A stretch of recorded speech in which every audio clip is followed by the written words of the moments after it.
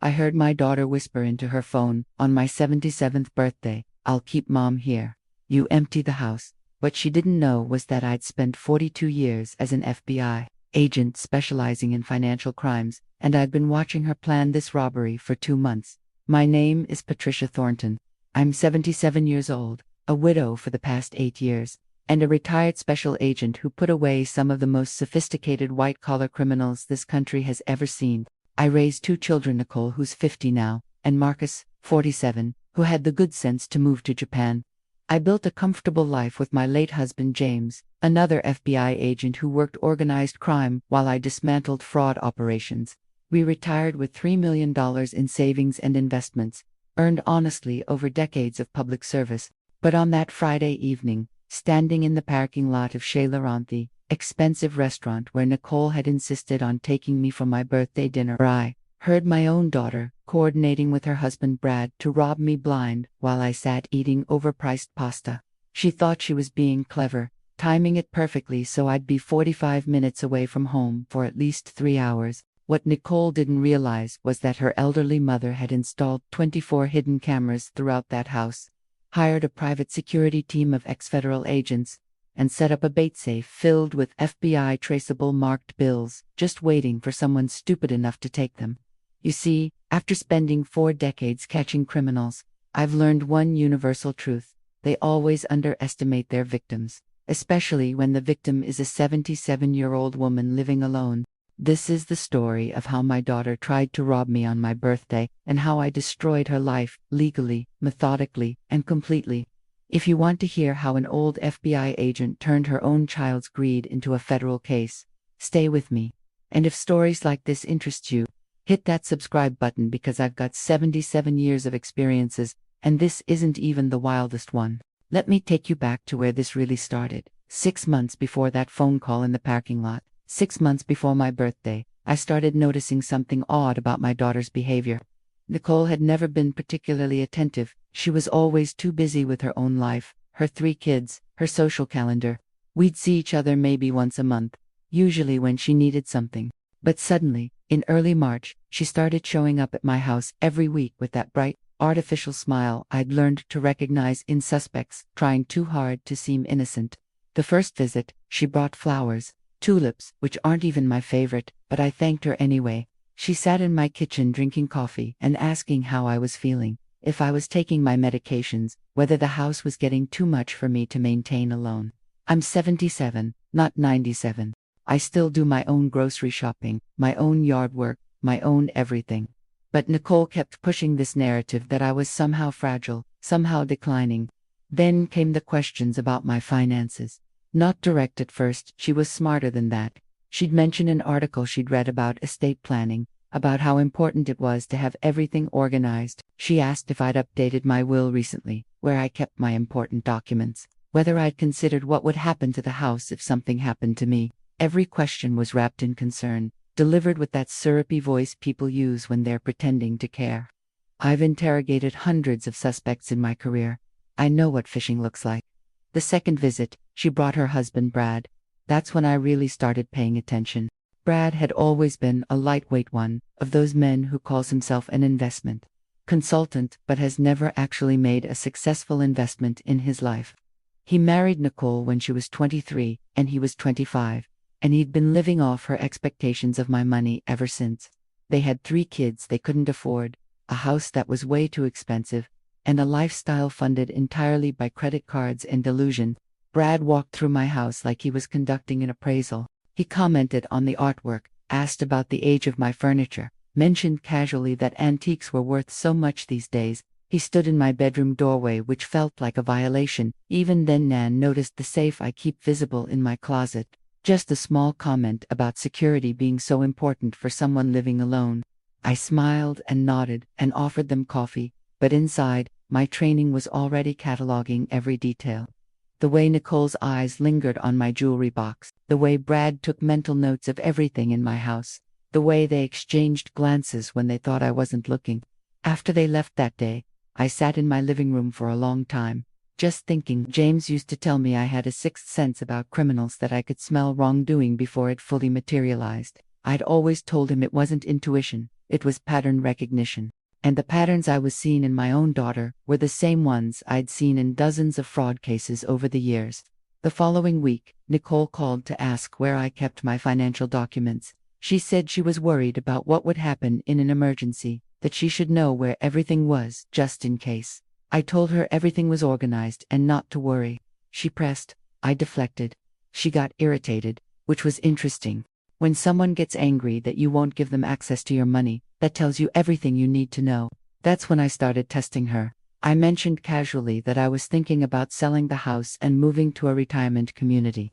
Nicole's reaction was immediate and intense. She thought it was a wonderful idea. Asked how much I thought the house was worth.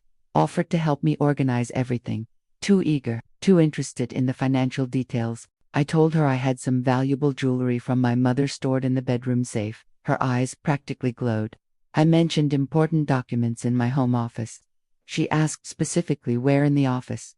Which files, what kind of documents. Every conversation became an intelligence gathering operation on her part, and a counterintelligence operation on mine. By the end of March, I knew something was coming. I just didn't know exactly what or when. But I knew my daughter was circling my assets like a predator, and I knew her husband was encouraging her. The woman who used to crawl into my lap as a little girl, who I'd raised and protected and loved for 50 years, was planning something against me. The realization hurt more than I'd expected. James had been gone for 8 years, and I'd handled that grief, but this was different. This was betrayal while I was still alive, to feel it, from someone who was supposed to love me unconditionally. I gave myself one night to feel sorry for myself. One night to cry in my empty house and wish things were different. Then I did what I'd always done when facing criminals. I started building a case. The next morning, I called Tony Ramirez, my old partner from the FBI, who now ran a private security firm specializing in protecting elderly people from financial exploitation, usually by their own families. When I told Tony I suspected my daughter was planning something, he didn't even sound surprised.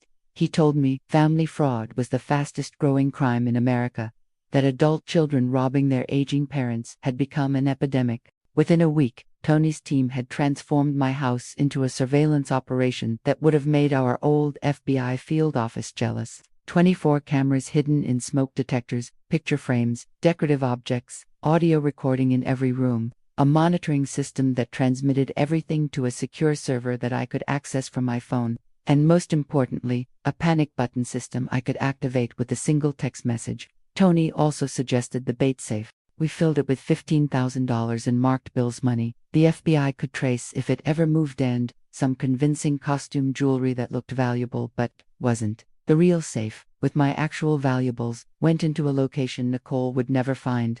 Then I sat back and waited to see what my daughter would do next. I didn't have to wait long. Nicole had made a copy of my house key. I found that out when I checked my security footage and saw her letting herself in one Tuesday afternoon when she thought I was at a doctor's appointment. She went straight to my bedroom, straight to that visible safe, and stood there staring at it for 5 full minutes.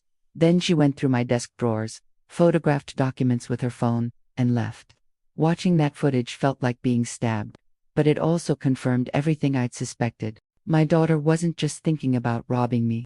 She was actively planning it, conducting reconnaissance, gathering intelligence, and if there's one thing I learned in 42 years of taking down criminals, it's this: the best way to catch someone in the act is to let them think they're getting away with it. So I kept playing the role of the oblivious elderly mother. I kept letting Nicole visit, kept pretending I didn't notice her examining my belongings, kept acting like I trusted her completely. And with every visit, every phone call, every supposedly loving conversation, Tony's cameras captured more evidence. By mid-April, we had Nicole on camera entering my house without permission 4 times. We had Brad with her once, watching him measure the frames on my valuable artwork. We had audio of them in my driveway discussing how much they thought everything was worth, but I wanted more than just evidence of trespassing. I wanted them to commit the actual crime, to show their full intent, to eliminate any possible defense of misunderstanding or innocent mistakes. I wanted a case so airtight that no lawyer could argue their way out of it. So I waited for them to make their move, and I prepared for the moment when they would realize that the helpless old woman they'd been planning to rob was actually the federal agent who'd spent 4 decades perfecting the art of the trap. They thought my age made me vulnerable. They were about to learn it had only made me more patient, more strategic, and far more dangerous than I'd ever been at 30. By early May, I wasn't just watching Nicole anymore. I was building a federal case against my own daughter. Every morning, I'd wake up, make my coffee, and review the previous day's surveillance footage, like I was back at the bureau preparing for a major operation. Except this time, the suspect wasn't some distant criminal. It was the little girl I'd rocked to sleep 30 years ago. Tony's cameras had captured Nicole entering my house 6 times without permission by then. But what really broke my heart was watching the footage from May 3rd. I'd told her I was going to a medical appointment that afternoon, a test. Nothing serious. The appointment was real, but I'd also installed a camera in my car, and I drove around the block to watch my own house from a distance. Nicole arrived 15 minutes after I left. She didn't just enter, she brought a notebook. I watched her later on the footage, going room by room, writing down everything she saw. She opened my jewelry box and photographed every piece. She went through my file cabinets and photographed financial documents. She measured my artwork. She even checked the medicine cabinet in my bathroom and wrote down my prescriptions. But the worst part, the moment that transformed my sadness into something harder and colder, was when she sat down at my kitchen table, the same table where I'd fed her breakfast before school for 18 years, and made a phone call. The audio was crystal clear. She told Brad that I had more money than they'd thought. She'd found bank statements showing my investment accounts. She said the house alone was worth at least $800,000, maybe more. She said my jewelry was worth at least $50,000, possibly double that.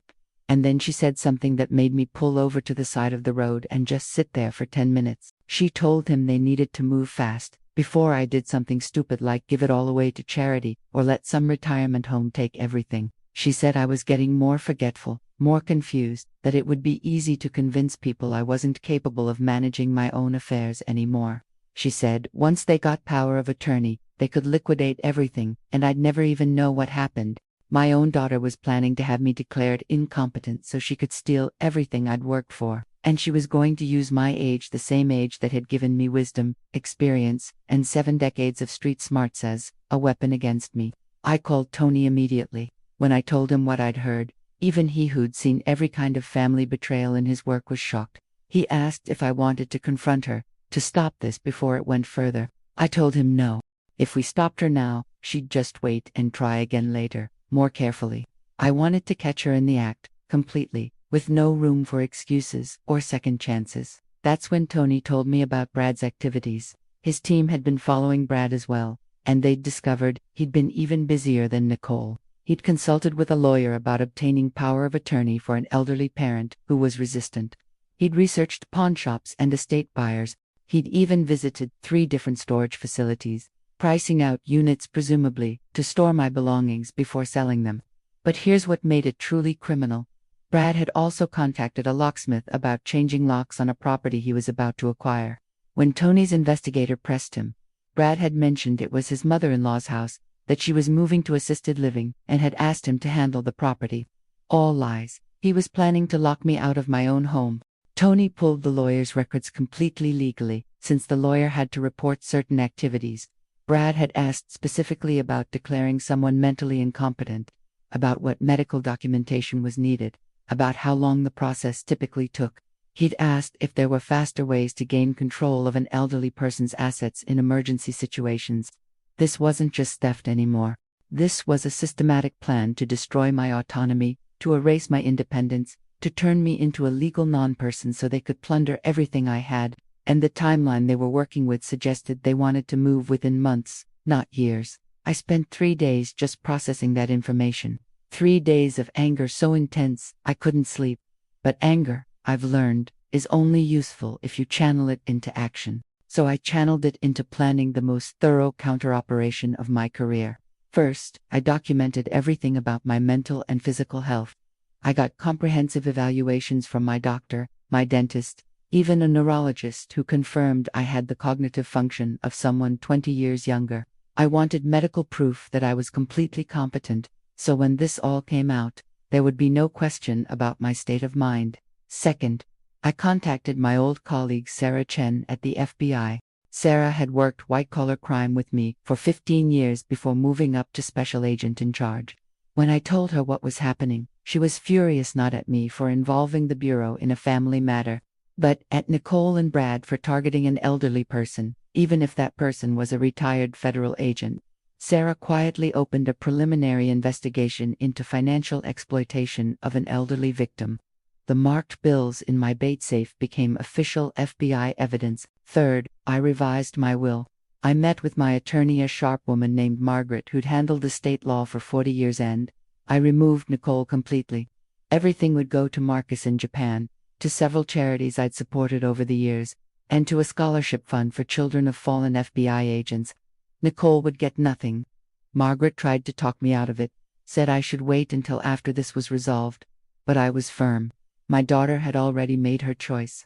I was just making mine. Fourth, I called Marcus in Tokyo. It was 3 a.m. his time, but when I told him what his sister was doing, he was wide awake immediately. Marcus had always been the good kid, steady, honest, hardworking. He'd moved to Japan 15 years ago for an engineering job and built a good life there. He'd always thought Nicole was reckless and entitled, but even he couldn't believe she'd go this far. He offered to fly home immediately to confront her. I told him no, to stay in Japan, and let me handle this my way. But I wanted him to know, in case something happened to me. Marcus made me promise to be careful, to not underestimate what desperate people might do. I promised. But what I didn't tell him was that I'd spent 4 decades dealing with desperate people, and I knew exactly how dangerous they could be. By late May, Tony's surveillance had captured something even more damning. Nicole and Brad had started bringing their oldest son, my grandson Tyler, to some of their planning sessions. Tyler was 24, unemployed, and apparently willing to help his parents commit felony theft against his grandmother. They had him case my house during a family dinner, had him count exits and check window locks. They were recruiting the next generation into their crime family. That was when I knew this had to end soon. Not just for my sake, but because they were corrupting my grandson, teaching him that stealing from family was acceptable, that elderly people were targets instead of treasures. If I didn't stop this now, Tyler would grow up thinking this was normal, and maybe he'd do it to his own parents someday. The footage from May 28th showed me exactly when they'd decided to move. Nicole and Brad in my driveway. They didn't know about the camera in my garage discussing timing. Brad said they needed to do it soon, before summer, before I might travel or change my routines. Nicole suggested doing it during a dinner out, somewhere far from my house, somewhere she could keep me occupied for hours. And then Brad said something that made everything click into place. He suggested my birthday. It was perfect, he said. She could take me to dinner to celebrate, somewhere nice and far away, and he could have hours to empty the house. They could load everything into a moving truck, haul it to the storage unit he'd already rented, and I'd come home to an empty house with no way to prove who'd done it. By the time I called the police, they'd say I must have been confused, must have forgotten I'd agreed to let them store things for me, must be showing signs of senility.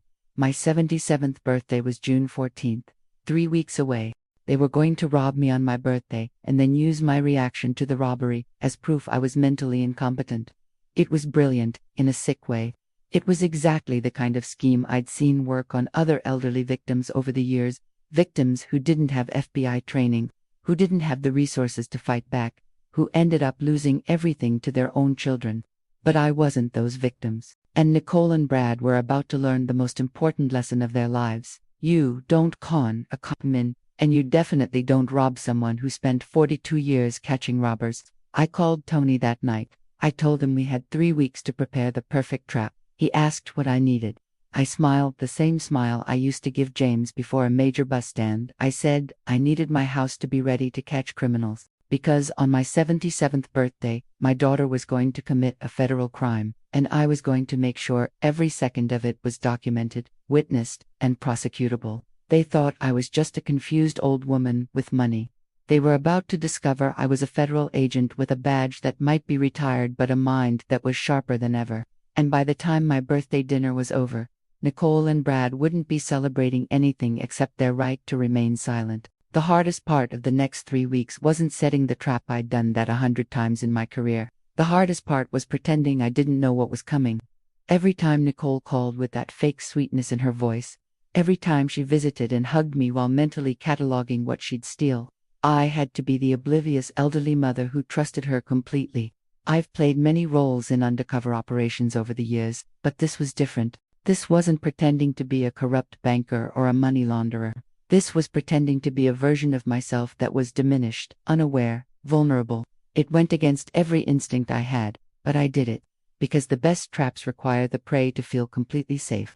On May 30th, Nicole called to suggest my birthday dinner. Her voice was so cheerful, so loving. She said she wanted to take me somewhere special, just the two of us, to celebrate my 77th year. She suggested Chez Laurent, French restaurant 45 minutes from my house, the kind of place where meals last 3 hours minimum. She asked if Friday the 14th worked for me, if 7 p.m. was a good time. I played my part perfectly. I told her how thoughtful she was, how much it meant to me that she wanted to celebrate together.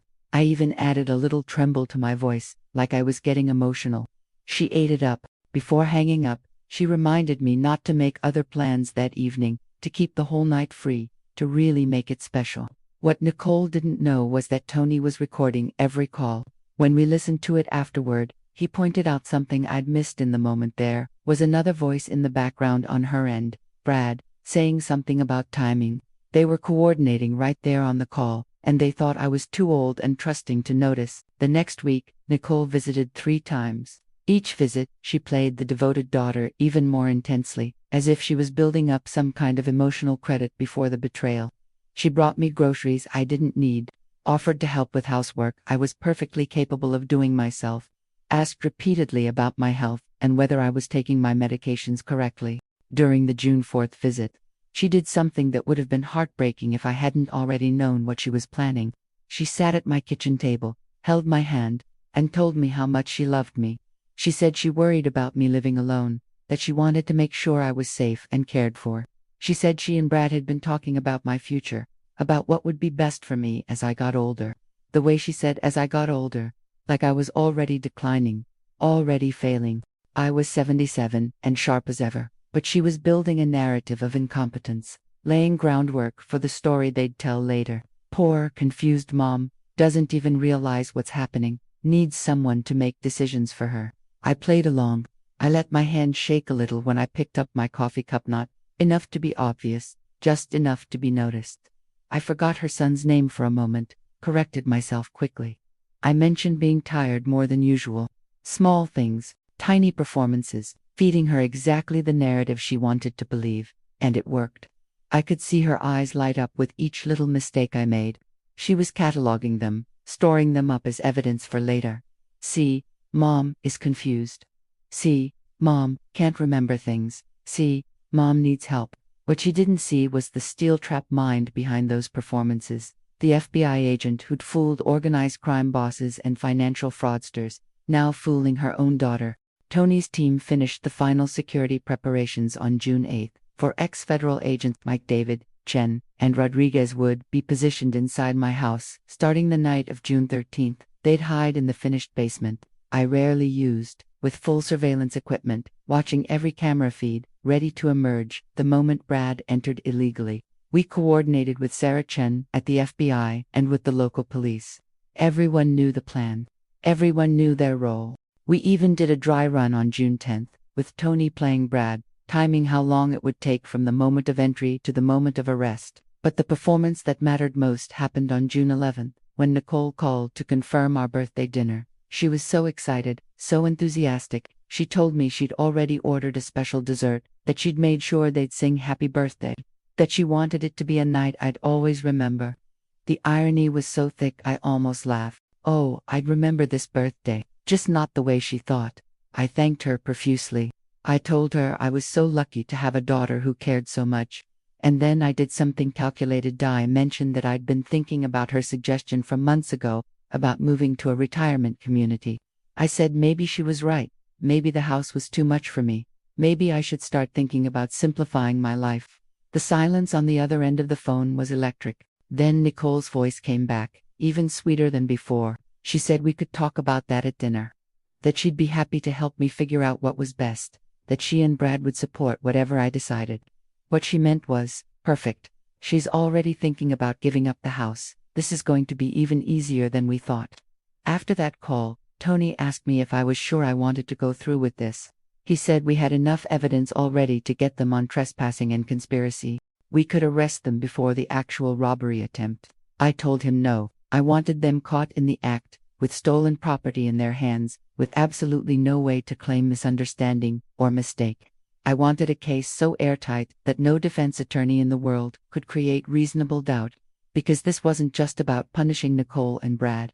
This was about protecting every other elderly person whose children might see them as ATM machines instead of human beings. This was about sending a message that age doesn't mean helpless, that gray hair doesn't mean stupid, that retired doesn't mean defenseless. On June 12th, I had my final check-in with the team.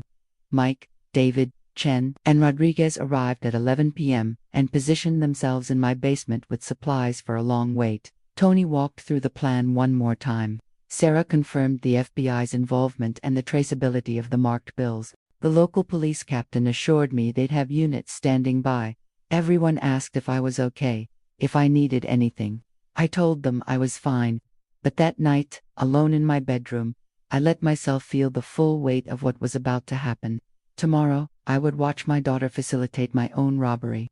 Tomorrow, I would have to follow through with having her arrested.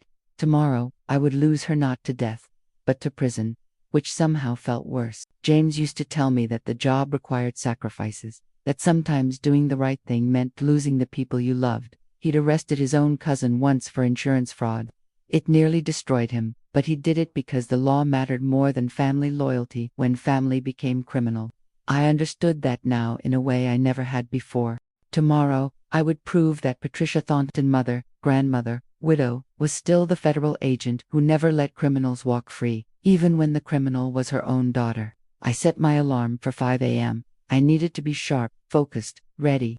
This was the biggest operation of my retirement, and possibly the most important arrest I'd ever make, because Nicole had made one critical mistake in all her planning. She'd assumed that being 77 meant I was weak. She'd looked at my gray hair and wrinkles and seen vulnerability. She should have looked at my 42 years of service medals and seen danger. June 14th, my 77th birthday. I woke up at 5 a.m. without the alarm, the way I used to before major operations back at the bureau.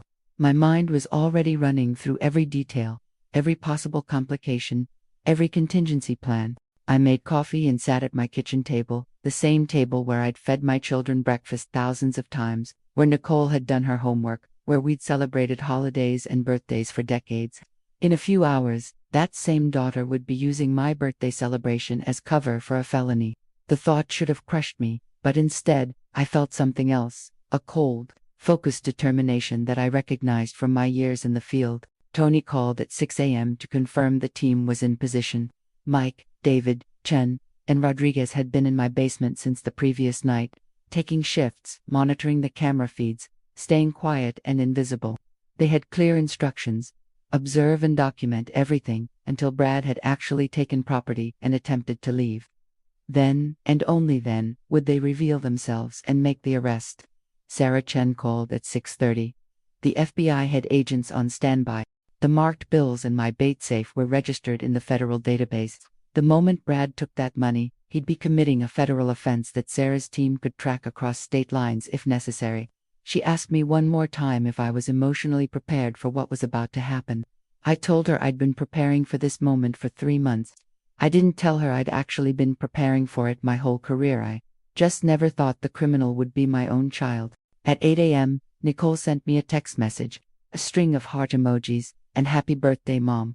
Can't wait to celebrate with you tonight. Love you so much." Each word felt like a knife. She was already performing, already playing the loving daughter, building her alibi in digital form. If anyone ever checked her phone records, they'd see a devoted daughter celebrating her mother's birthday, not a thief coordinating a robbery. I texted back, "Thank you, sweetie. Looking forward to it." Playing my role perfectly, the grateful elderly mother, who had no idea what tonight really held. The morning passed slowly. I'd learned decades ago that the worst part of any operation is the waiting. The hours before everything begins, when your mind tries to imagine every way things could go wrong. I kept myself busy with mundane tasks, watering plants, reading the newspaper, organizing my pills for the week. Normal activities that made me look like a normal elderly woman on her birthday, not a federal agent preparing to catch criminals. At noon, Marcus called from Japan. It was 2 a.m. his time, but he couldn't sleep. He asked if I was sure about going through with this, if there was any way to stop it without destroying Nicole completely. I understood his conflict. She was his sister after all, and despite everything, he still loved her. But I reminded him what Tony's surveillance had captured: Nicole planning to have me declared incompetent, Brad researching how to lock me out of my own home, both of them recruiting their son Tyler into their scheme. This wasn't just theft, this was systematic abuse, and it would only get worse if I didn't stop it now. Marcus was quiet for a long moment. Then he said something that broke my heart all over again. He said he'd been thinking about Dad, about what James would do in this situation. And he realized that Dad would have arrested her without hesitation, because protecting the vulnerable was more important than protecting family members who'd chosen to become predators. He was right. James would have been disappointed in Nicole, heartbroken even, but he never would have let her get away with it. He'd taught both our children that the law applied to everyone equally. That badge or no badge, right was right and wrong was wrong. Nicole had forgotten those lessons. Today, she'd be reminded of them the hardest way possible. At 2 p.m., I did something that felt important. I got dressed carefully, the way I used to before court appearances when I'd be testifying in major cases. A simple but elegant navy dress, pearl earrings James had given me for our 30th anniversary, low heels I could walk in comfortably. I wanted to look dignified, composed, like someone who knew exactly what she was doing. Because when Nicole saw me later in that restaurant, and when everything came crashing down, I wanted her to see, not a confused elderly victim, but the federal agent she should have remembered I was. At 4 p.m., Tony did a final equipment check. All 24 cameras were recording to multiple secure servers. The audio was crystal clear. The team in the basement could see every angle of every room.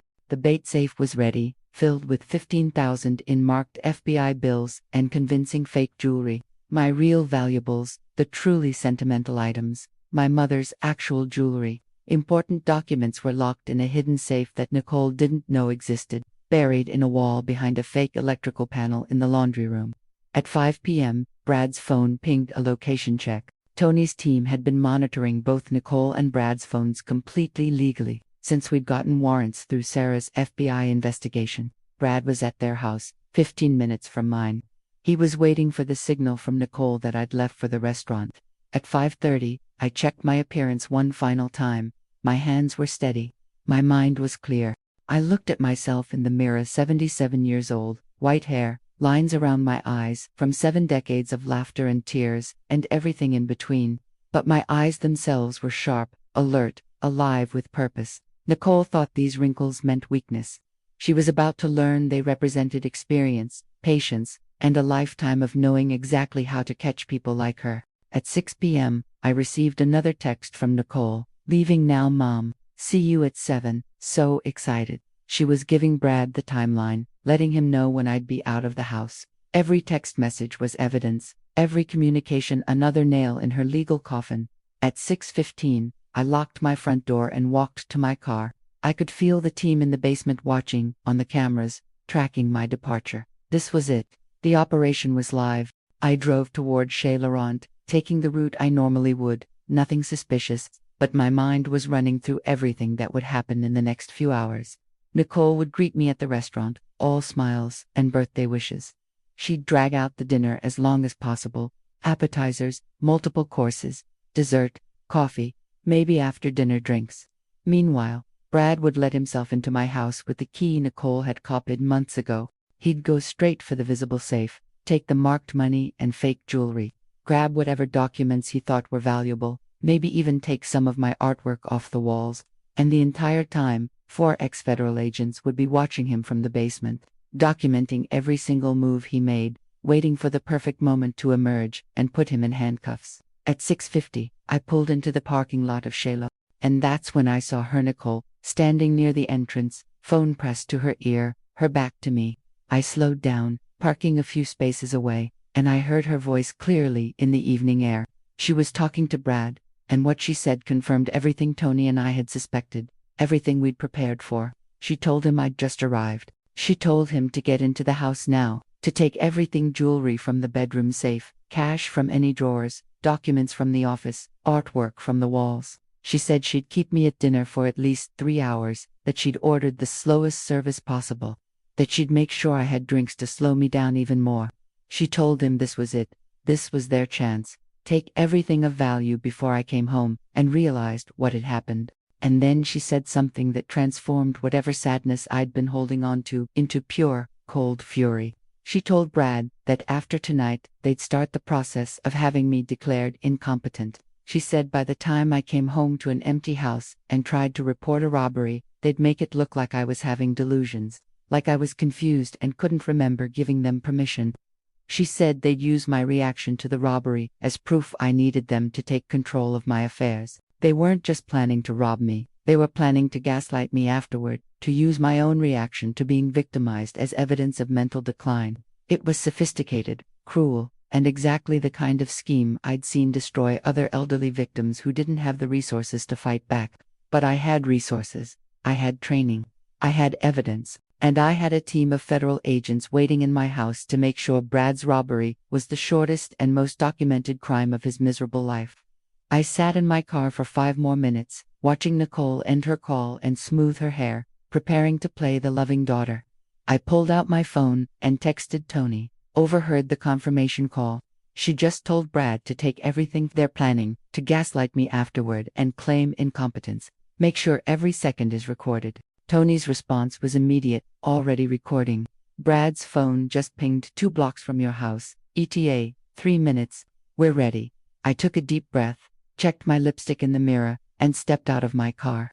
Time to go have birthday dinner with my daughter, while her husband committed federal crimes in my home. Time to play the part of the oblivious elderly mother one last time, because in about 3 hours, Nicole would receive a phone call that would destroy her entire life, and I would be the one making that call. They thought my 77th birthday would be the day they finally robbed me blind. Instead, it would be the day they learned that Patricia Thornton, Ryard FBI special agent, widow, and mother, was still the most dangerous person they'd ever underestimated. I walked toward the restaurant entrance where Nicole was waiting, and the transformation on her face was almost theatrical. The moment she saw me, her expression shifted from the cold calculation I'd glimpsed during her phone call to pure warmth and affection. If I hadn't just heard her coordinating my robbery, I might have believed it. She rushed forward and hugged me tightly, wishing me happy birthday with such enthusiasm that other people in the parking lot smiled at us. The devoted daughter celebrating her elderly mother. What a lovely scene. What a complete lie. We went inside, and I have to give Nicole credit, she'd chosen her stage well. Chez Laurent was exactly the kind of expensive, slow-paced restaurant where a meal could easily stretch to 3 or 4 hours. Soft lighting, quiet atmosphere, attentive but not rushed service. Perfect for keeping someone occupied while their home was being ransacked. The hostess led us to a corner table Nicole had specifically requested. She told me proudly, private, intimate, special. What she meant was, far from the exit, hard to leave quickly, perfect for trapping me for hours while Brad worked. We ordered wine. Nicole insisted on champagne for the Toast Dom Perignon, she said, because nothing was too good for my birthday. I watched her check her phone under the table, probably confirming with Brad that he was in position. She smiled at me and raised her glass. She toasted to my health, my happiness, and to many more years together. Each word was poison wrapped in sweetness. I smiled and clinked my glass against hers, playing the grateful mother. While my own phone sat in my purse with Tony's message still on the screen, Brad's ETA at my house was 3 minutes. By now, he was probably already inside. The appetizers came slowly, just as Nicole had arranged. She kept the conversation going, asking about my health, my friends, whether I'd been feeling lonely in the big house by myself. Every question was designed to reinforce the narrative she was building: poor, isolated mom, getting older, maybe not thinking as clearly as she used to, definitely needing someone to look after her. I played along beautifully. I mentioned forgetting where I'd put my reading glasses the other day. I said I'd been feeling more tired lately. Small things, the kind of minor complaints any 77-year-old might have. But Nicole seized on each one like they were symptoms of serious decline. I could practically see her mental notes forming. Mom admitted to memory issues. Mom seems fatigued. Mom might be showing early signs of cognitive problems. She had no idea she was building a case against herself.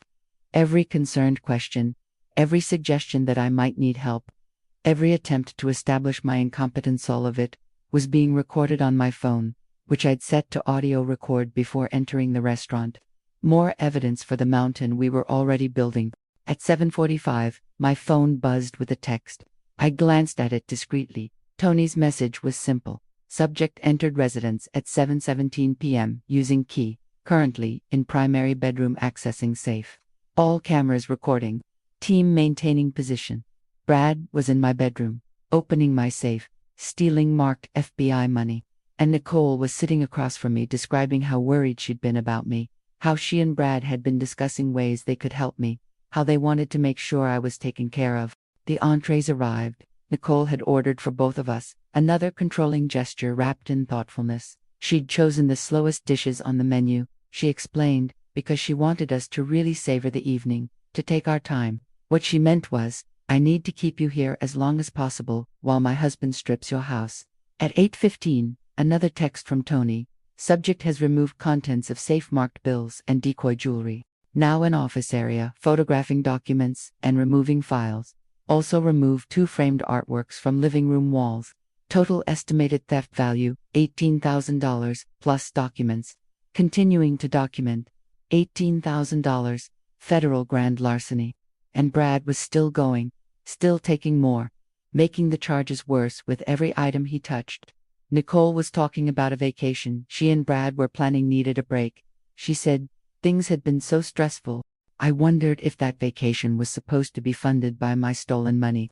I wondered if she'd already spent it in her mind, already allocated my assets to her wants. The main course stretched on. Nicole ate slowly, ordered a second glass of wine, asked detailed questions about my childhood that she'd never cared about before. She was performing quality time, creating memories she could point to later. See how much time I spent with Mom on her birthday. See how attentive I was. How could anyone think I was robbing her? At 8:50, Tony's text. Subject loading items into vehicle parked in your driveway. Large duffel bag and 2 boxes. Making multiple trips. Appears to be finishing up. The end was near. Brad had filled his bags with my belongings, what he thought were my belongings, and was preparing to leave. Soon, very soon, the trap would spring shut. Nicole suggested dessert. The restaurant made a special birthday cake. She said it would be a shame not to have it. She was stretching the evening as long as possible, making sure Brad had every possible minute to complete the robbery and get away clean. But Brad wasn't getting away clean. Brad was being documented by 4 ex-federal agents and 24 high-definition cameras, committing federal crimes that would send him to prison for years. At 9:05, my phone rang, not a text or call, Tony's number. This was it. I answered, making my voice sound confused, elderly, uncertain. Nicole's eyes locked on me immediately, watching my reaction. She knew something was wrong, she just didn't know how wrong yet. Tony's voice was loud enough for Nicole to hear, professional and official. Mrs. Thornton, this is Tony Ramirez from Fortress Security. I'm calling to inform you that your son-in-law Bradley was apprehended in your residence approximately 2 minutes ago. He was caught in the act of removing your property and has been detained. Local police are en route. You should also know that Special Agent Sarah Chen of the FBI is coordinating with local authorities. As the suspect was in possession of marked federal currency, I didn't have to fake my reaction. The relief, the vindication, the grim satisfaction, it all came through genuinely. But I added a little tremor to my voice, a little confusion, like I couldn't quite process what I was hearing. Nicole's face had gone completely white. She was staring at me, then at my phone, then back at me. Her mouth opened but no sound came out. I put the phone on speaker so she could hear clearly. Tony continued, his voice carrying through the quiet restaurant. Mrs. Thornton, we have complete video documentation of the break-in and theft. The suspect used an unauthorized key to enter your home and removed approximately $18,000 in cash and valuables, along with personal documents. This appears to be a coordinated crime, and we have evidence suggesting accomplices. Police are requesting your immediate return to your residence to provide a statement. They also have questions regarding Nicole Thornton Bradley's involvement in planning this burglary.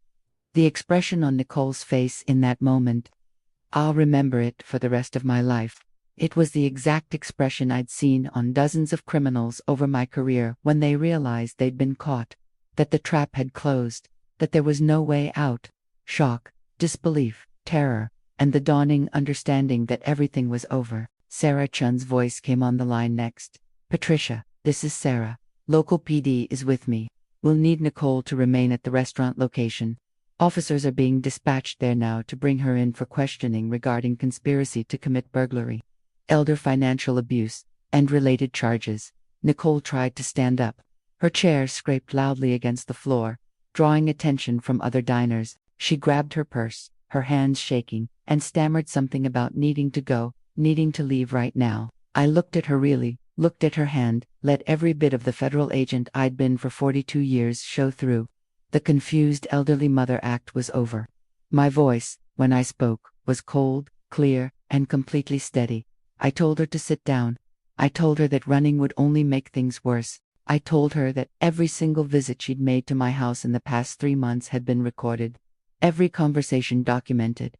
Every moment of her planning and executing this robbery captured on video. I told her that Brad was in custody with marked FBI bills in his possession, and that she'd been heard on recording, coordinating the entire operation.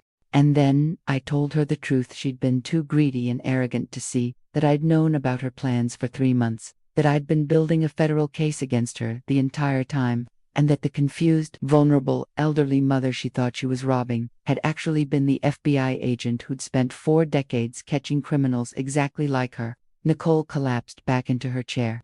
People at nearby tables were staring now.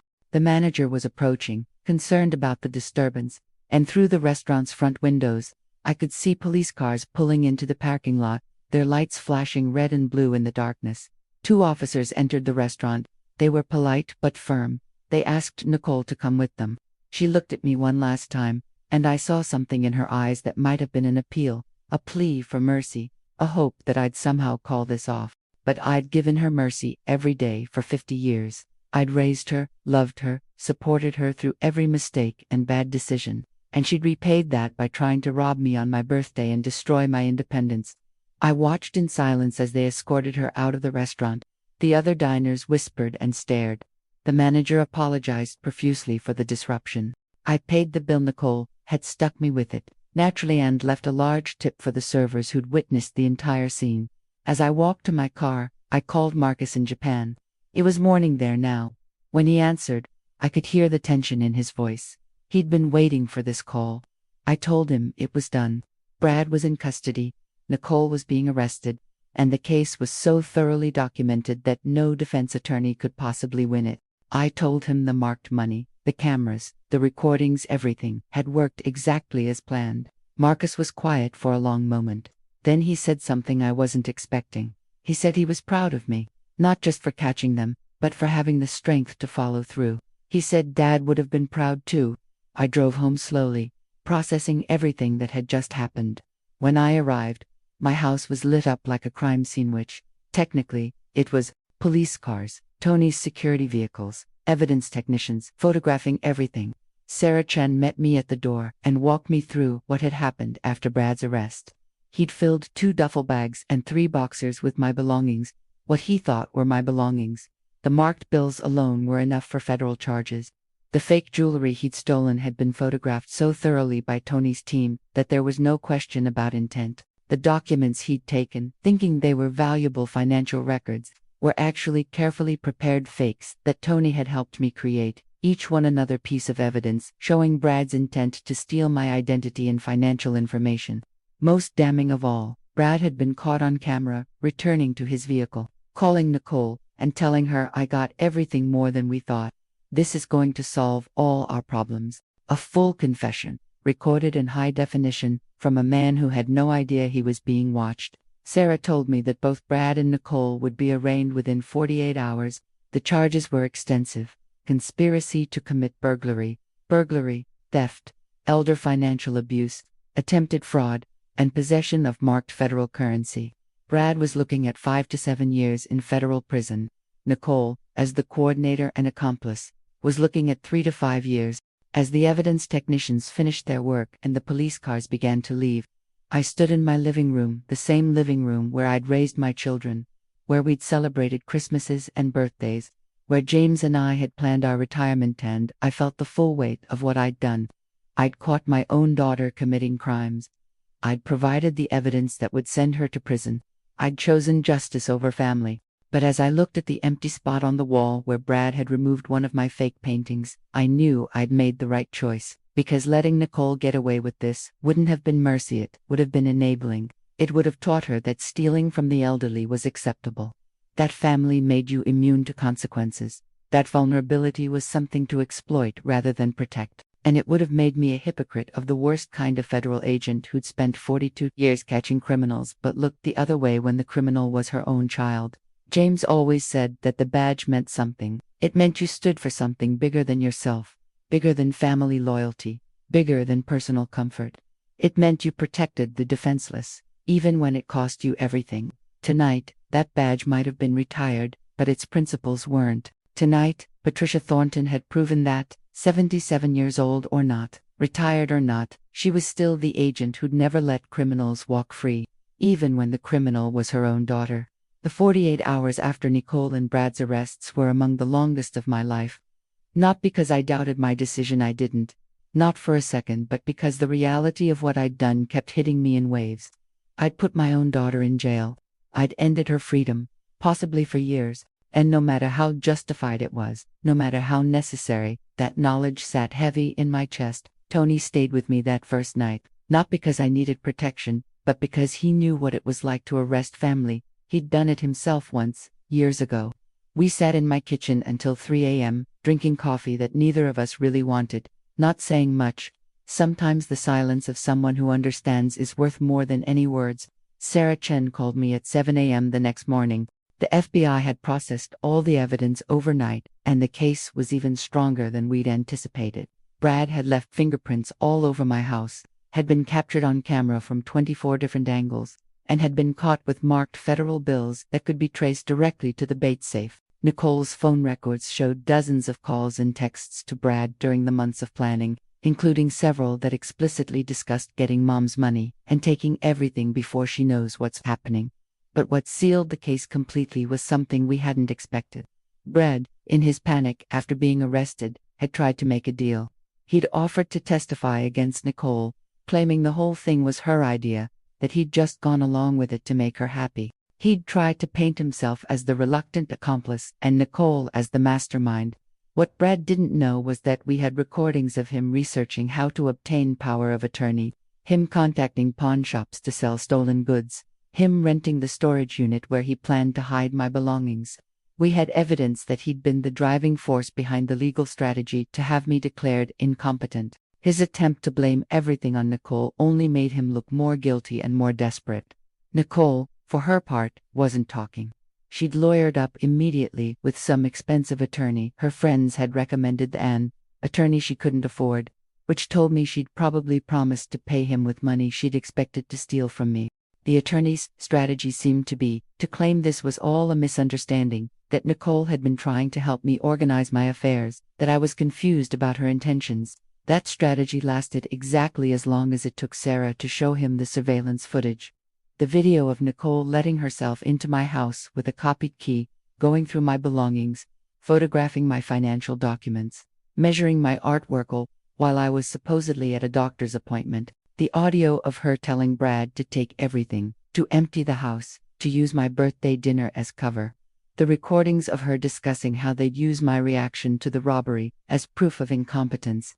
After viewing the evidence, Nicole's attorney told her she needed to accept a plea deal, because taking this to trial would be suicide. The evidence was overwhelming, the FBI was involved, and the optics of a daughter robbing her elderly mother on her birthday were so bad that no jury in the world would have sympathy.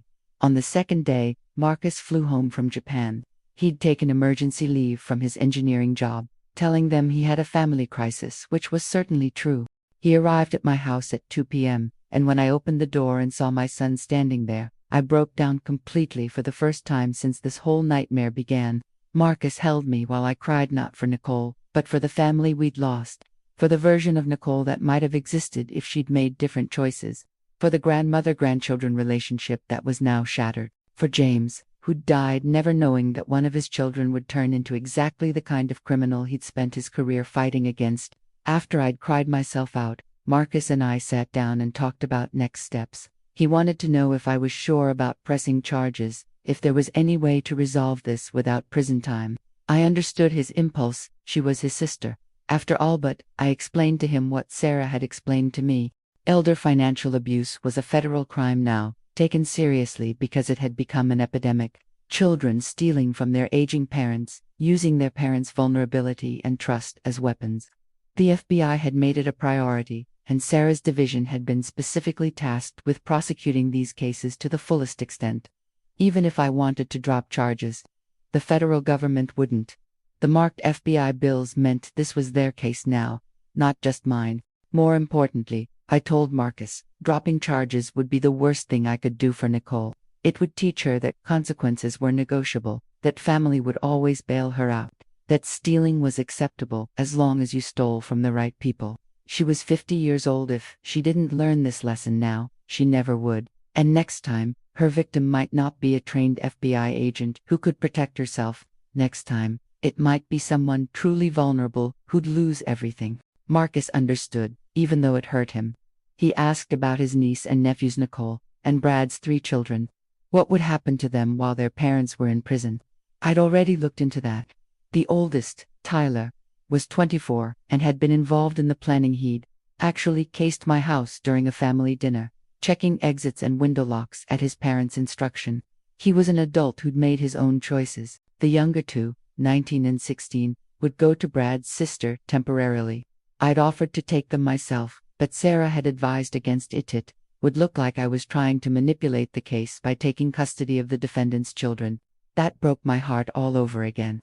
My grandchildren, who I'd loved since the day they were born, were now caught in the wreckage of their parents' crimes. The 16-year-old had called me crying the day after the arrests, saying she didn't understand what was happening, why Grandma had put Mommy in jail. I didn't know how to explain to her that Mommy had tried to rob Grandma, that the loving birthday dinner had been a lie, that her parents had spent months planning to steal everything I had and then gaslight me into thinking I was losing my mind. How do you explain that kind of betrayal to a teenager? How do you help her understand that sometimes love means holding people accountable, even when it destroys everything? On the 3rd day, Nicole's attorney contacted Sarah to discuss a plea agreement. Nicole had finally accepted that she couldn't fight the evidence, that taking this to trial would mean a much longer sentence. She was willing to plead guilty to conspiracy to commit burglary and elder financial abuse in exchange for a reduced sentence recommendation. Sarah called me to ask my opinion. As the victim, I had input on the plea deal. Did I want to push for maximum sentencing, or would I accept a lighter sentence? I thought about it for a long time. Part of me, the angry part, the hurt part, wanted to throw the book at her, wanted her to face every possible consequence for what she'd tried to do. But another part of me, the part that had been her mother for 50 years, wanted to show some mercy. In the end, I told Sarah I'd accept a 3-year sentence for Nicole if she pleaded guilty to all charges, and agreed to a no-contact order for the duration of her sentence. I wouldn't visit her in prison, wouldn't write to her, wouldn't speak to her at all. If she wanted a relationship with me after she served her time, she'd have to earn it. But I wouldn't push for the maximum 5-year sentence. For Brad, I had no mercy. He got the full 5 years. He'd been the one researching how to have me declared incompetent, contacting pawn shops to sell my belongings, renting the storage unit to hide stolen goods.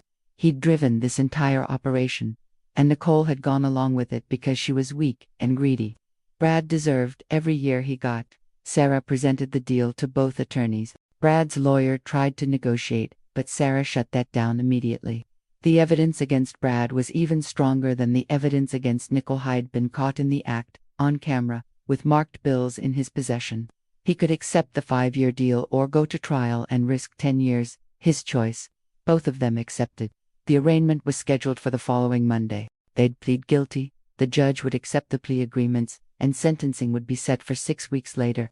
That weekend, Marcus and I went through my house together. We looked at the spots where Brad had removed artwork, the safe he'd emptied, the desk drawers he'd searched. Marcus asked me how I'd known, how I'd figured out what they were planning before it happened. I told him the truth, 42 years of training. You don't spend 4 decades investigating financial crimes without learning to recognize the patterns. Nicole's sudden interest in my finances, her questions about my will and my assets, her copied key and her unauthorized visits, they were all textbook signs of someone planning elder financial abuse. I'd seen it 100 times in case files. I just never thought I'd see it in my own daughter. Marcus asked if I regretted having children. The question caught me off guard, but I understood why he'd asked it. Nicole had turned into a criminal. Was it worth it? Did I wish I'd never had kids rather than go through this betrayal? I told him no. I told him that Nicole's choices were her own, not mine. I'd raised her the best I knew how, taught her right from wrong, modeled integrity and honesty. James and I had given both our children everything we could love: stability, education, values. Marcus had taken those lessons and built a good life. Nicole had rejected them and chosen greed instead. That wasn't my failure as a mother. That was her failure as a human being. But I also told Marcus that this experience had changed me. I'd always believed that family was sacred, that blood ties meant something permanent and unbreakable. Now I knew that wasn't true. Family was a choice, an ongoing commitment, and when someone chose to betray that commitment as thoroughly as Nicole had, when someone decided that your money was worth more than your relationship, then they'd already ended the family bond themselves. I was just acknowledging the reality they'd created. On Sunday night, the night before the arraignment, I did something I hadn't done since James died. I went to his grave and talked to him. I told him everything that had happened: how Nicole had tried to rob me, how I'd caught her, how she was going to prison. I told him I was sorry I couldn't save her, couldn't fix whatever had broken inside her that made her think stealing from her mother was acceptable. And I told him I hoped he was proud of me, that even at 77, even when it cost me my daughter, I'd stood for what he'd always believed in, that justice mattered, that the vulnerable deserved protection, that the BAFTA tired or not meant something permanent about who you were and what you stood for. The wind picked up as I stood there, rustling through the oak tree above his headstone. I chose to believe that was James telling me he understood, that he supported my decision, that he'd have done the same thing, because the alternative, believing that I'd destroyed my family for nothing, that I should have looked the other way and let Nicole get away with it, was unbearable. Monday morning, I dressed carefully again, navy suit this time, the kind I used to wear to court when testifying in major cases. I pulled my hair back, put on minimal makeup, and looked at myself in the mirror. 77 years old, a lifetime of service, a career of putting criminals in prison. And now, one more arrest to add to my record. My own daughter. Marcus drove me to the courthouse. Sarah met us there, along with Tony and 2 of the agents who'd been in my basement the night of Brad's arrest. We were all there as witnesses, as the team that had built this case. Nicole and Brad were brought in separately, both in orange jumpsuits, both looking smaller and more defeated than I'd ever seen them. Nicole's eyes found me immediately, and for a moment, I saw my little girl, again the child who'd scraped her knee and run to me for comfort. The teenager who'd asked my advice about everything, the young woman who'd cried on my shoulder when she was struggling. But then I remembered the recordings. Her voice telling Brad to take everything, her discussing how they'd use my birthday as cover, her planning to have me declared incompetent so they could control my money. And I looked away. The judge accepted their guilty pleas.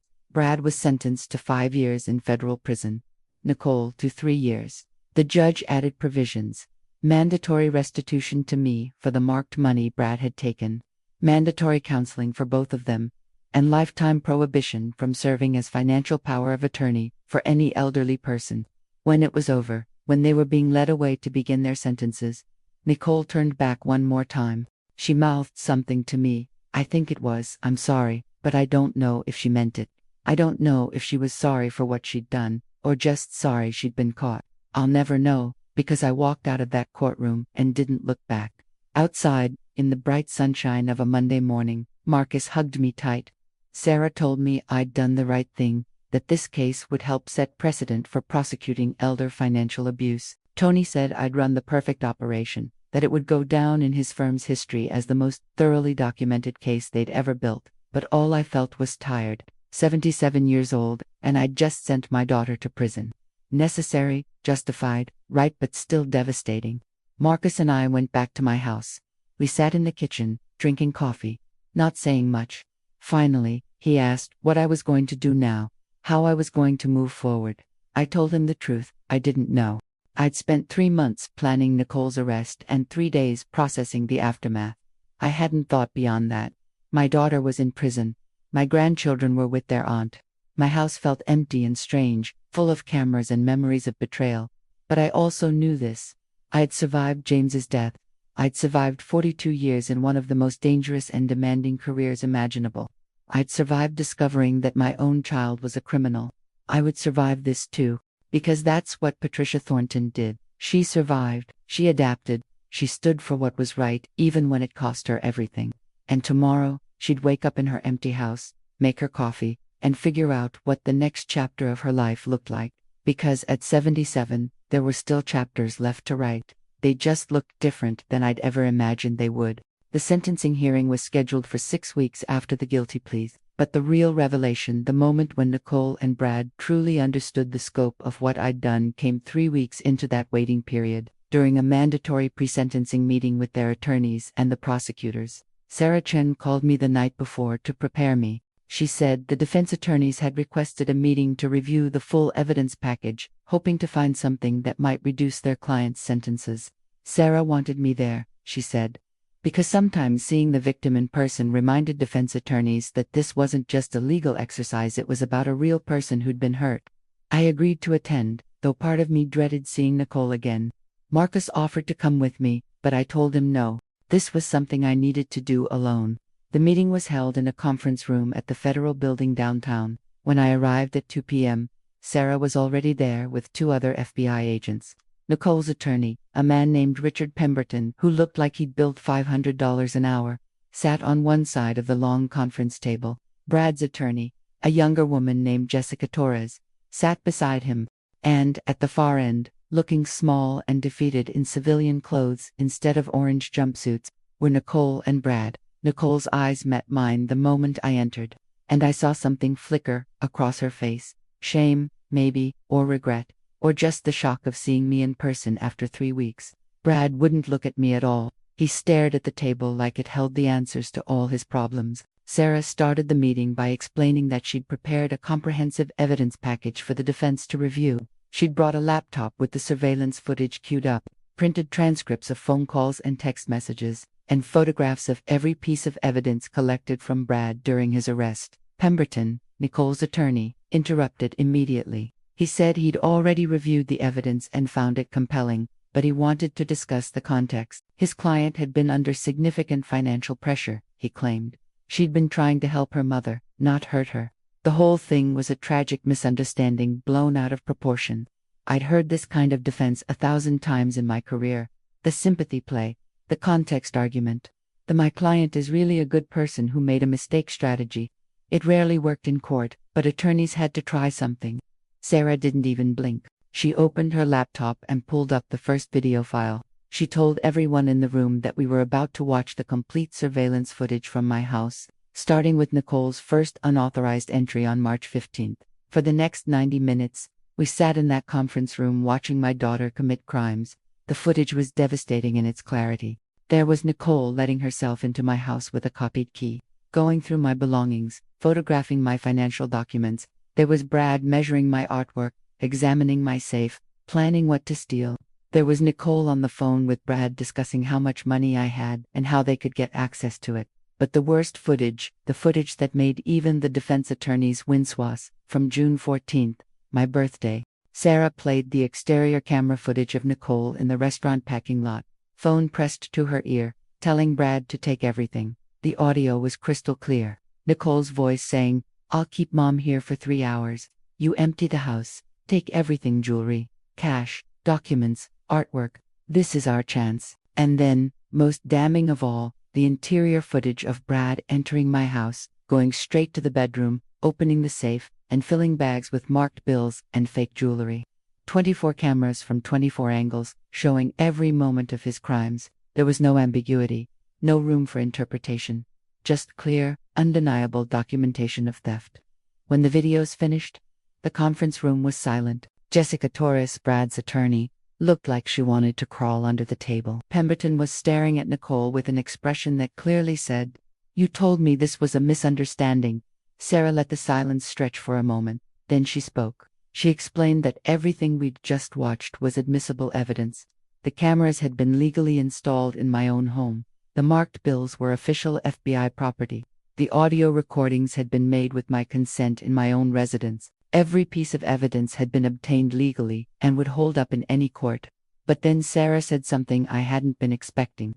She said that what we'd just watched was only phase 1 of the operation, the surveillance and evidence gathering. Phase 2, she said, was the investigation into what Nicole and Brad had been planning to do after the robbery. She pulled out a thick folder and opened it. Inside were printouts of Brad's internet search history, obtained legally through a warrant. The searches told a story that made my blood run cold even though I'd heard it before. Brad had researched how to obtain power of attorney for an elderly person against their will. He'd looked up symptoms of dementia and Alzheimer's, presumably to claim I had them. He'd searched for attorneys who specialized in competency hearings. He'd researched how long it typically took to have someone declared legally incompetent. But the searches that made everyone in the room, including Nicole's attorney, visibly react were these: how to convince Dr. Elderly patient is confused. Can family force elderly parent into nursing home? How to access elderly parents' bank accounts? How to sell elderly parents' house without their permission? Brad had been planning to not just rob me, but to systematically dismantle my entire life, to have me declared incompetent, institutionalized, and stripped of all control over my own assets. And based on Nicole's phone records, she'd known about and approved of every single step. Sarah then pulled out phone transcripts, text messages between Nicole and Brad from May 20th, 3 weeks before my birthday. Brad writing, "Once we get the money, we start the incompetency process. Her reaction to the robbery will be perfect evidence she seemed paranoid, confused, unstable. Any judge will give us power of attorney." Nicole's response, "Perfect. Mom's been forgetting things lately anyway. We just need to emphasize how bad it's gotten." They had literally planned to use my reaction to being robbed as proof that I was mentally incompetent. It was psychological warfare, combined with elder abuse. And it was so calculated, so cruel, that even I, who had seen the evidence before, felt sick reading it again. Pemberton, Nicole's attorney, tried to salvage something. He argued that text messages could be misinterpreted, that his client never actually went through with the incompetency filing. That intent wasn't the same as action. That's when I spoke for the first time. I'd been silent throughout the entire meeting, watching and listening, letting the evidence speak for itself. But now I had something to say. I looked directly at Nicole, and I told her exactly how her plan would have worked if I hadn't been a trained FBI agent.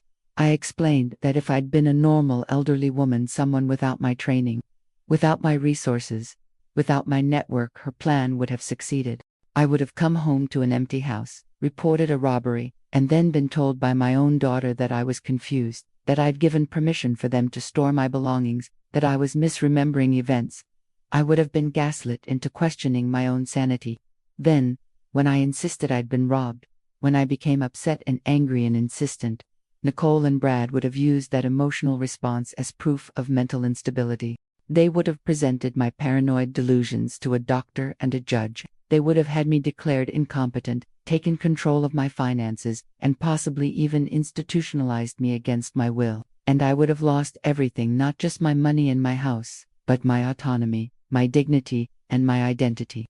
I would have become exactly what Nicole had been planning to make me, a helpless, voiceless, elderly woman with no control over her own life. The only reason it didn't work, I told her, was because I'd spent 42 years catching criminals, and I recognized the exact crime she was committing because I'd seen it destroy other families dozens of times. But those other elderly victims, they didn't have FBI training. They didn't have surveillance cameras and federal agents on speed dial. They lost everything. I told Nicole that what she'd planned to do to me was worse than simple robbery. It was attempted erasure of my entire personhood.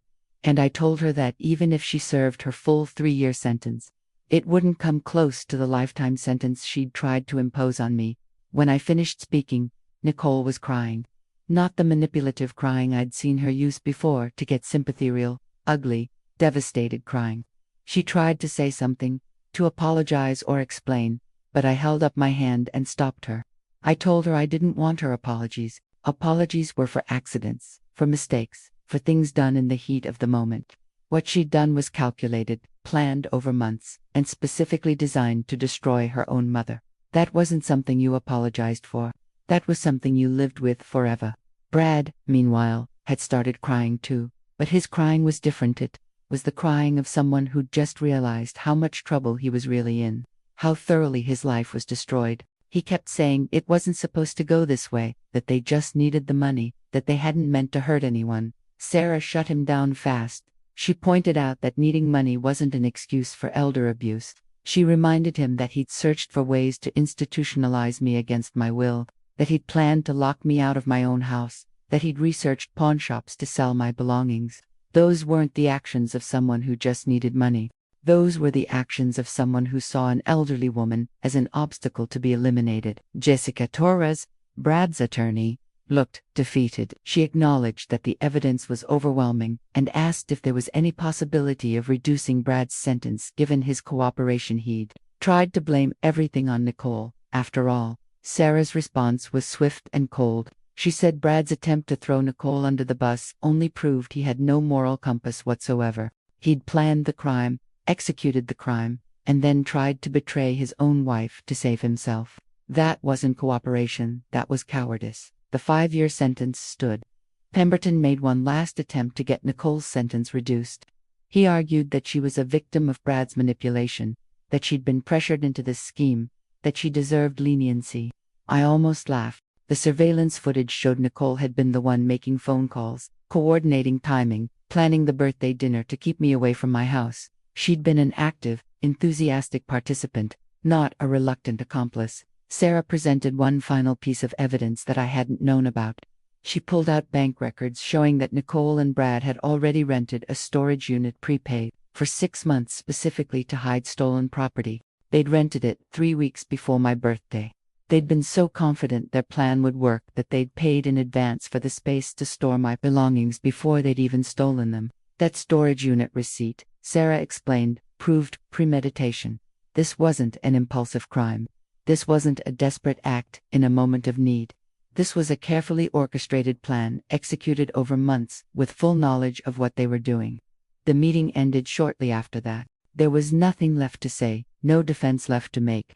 The evidence was irrefutable, the sentences were set, and in 3 more weeks, Nicole and Brad would be formally sentenced and sent to their respective federal prisons.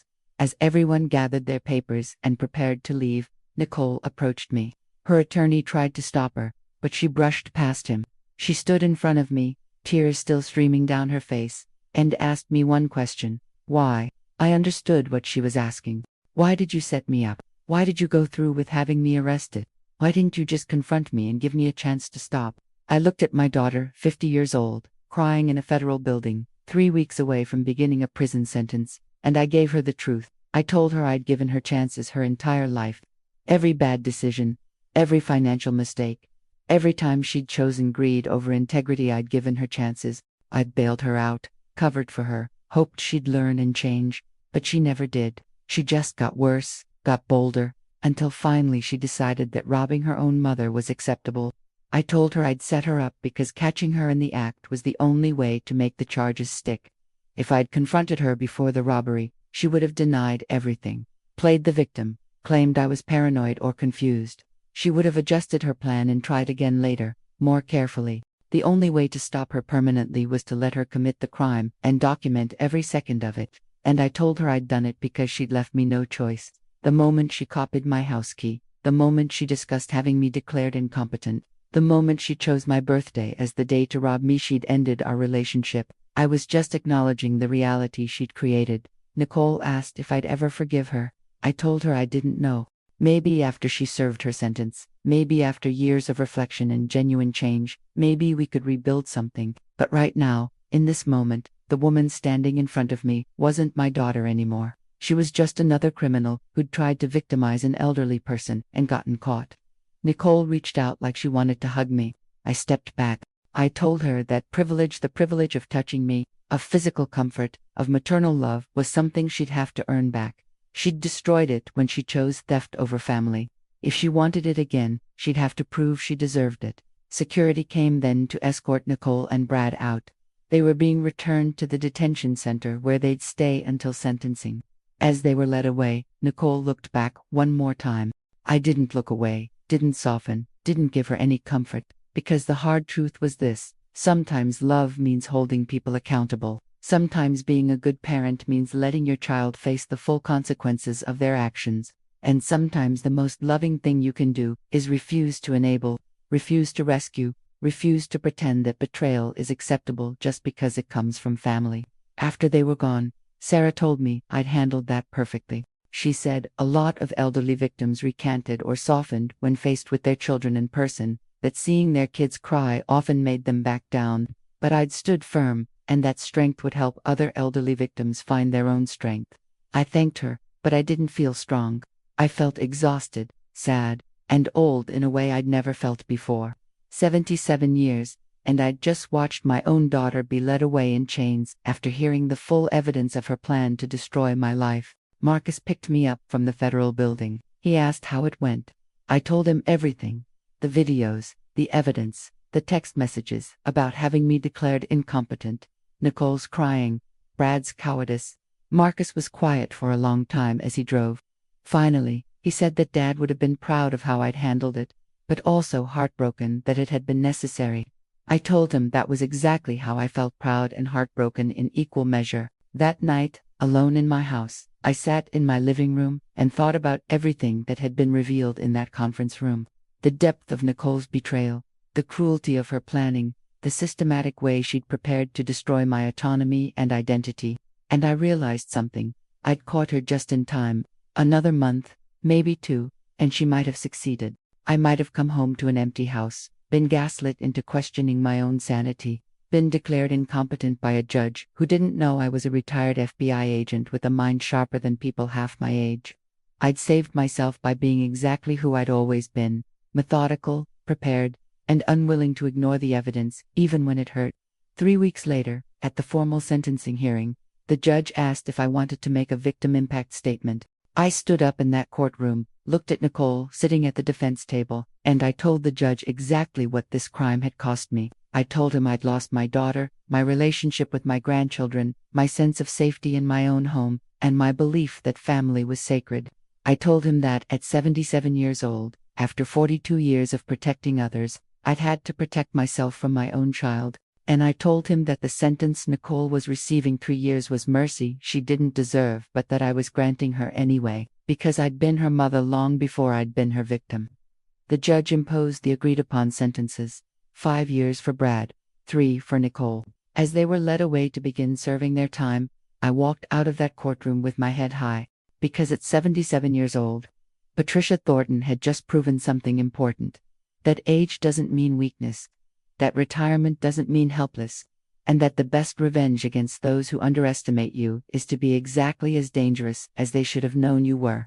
6 months after Nicole and Brad began serving their sentences, I woke up on a Tuesday morning in December and realized something had changed. The weight that had been sitting on my chest since my birthday, that crushing mixture of grief and betrayal, had lightened somehow. Not disappeared, but transformed into something I could carry without it crushing me.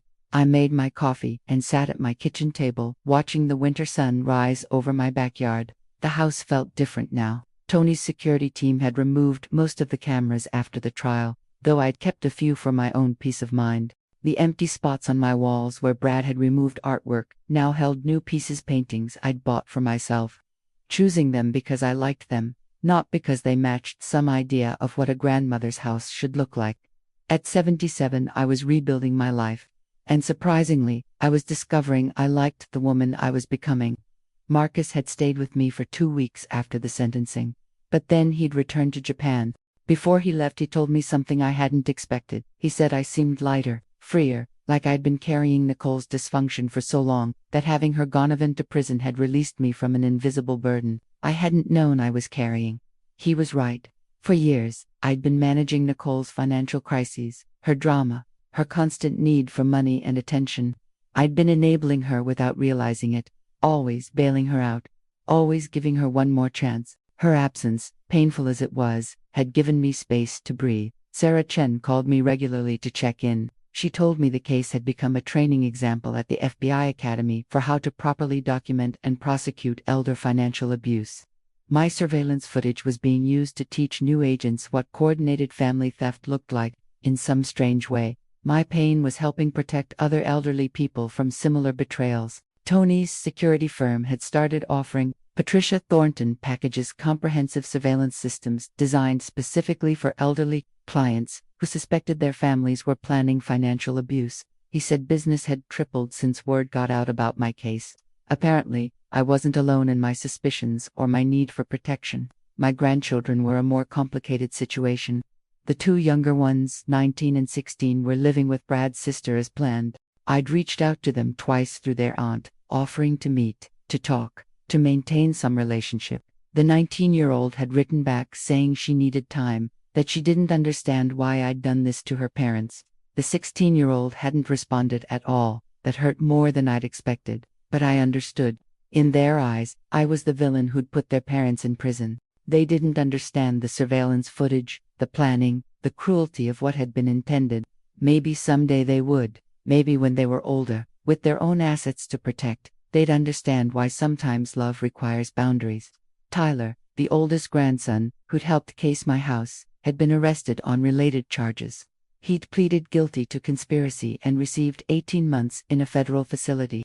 I'd actually testified at his sentencing, asking for leniency because he was 24 and stupid, following his parents' lead. The judge had been merciful. Tyler would be out in less than a year if he behaved himself. I'd written Tyler one letter since his incarceration. I'd told him that his parents' choices weren't his destiny, that he could choose a different path when he got out. I'd told him that if he wanted to rebuild his life honestly, I'd help him, not with money, but with guidance, with connections, with the kind of support that actually mattered. He hadn't written back yet, but I was patient. Prison gave people time to think. Maybe he'd use that time wisely. Nicole had written me 3 letters from prison. I'd read them all but hadn't responded to any of them. The first had been full of excuses and blame. Brad had pressured her.